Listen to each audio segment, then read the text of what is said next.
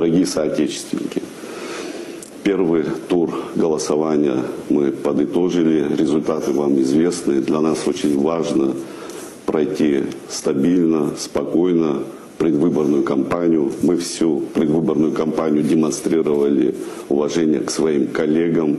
Ни одного высказывания из уст кандидатов в президенты, вице-президенты нашего штаба не было в адрес оппонентов, потому как мы люди ответственные, мы знаем, что наши коллеги, кандидаты в президенты, и Роберт Аршпо, и Олег Барцец, и Адгур Хуркмал, и Адгур Ардзанба достойны того, чтобы сегодня возглавить нашу страну.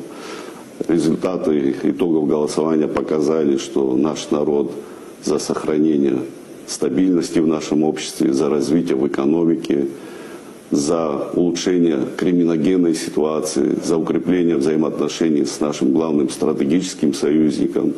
И эти вопросы, безусловно, те, которые являются существенными для сохранения стабильности развития нашего государства.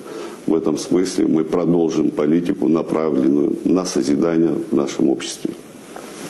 Спасибо большое.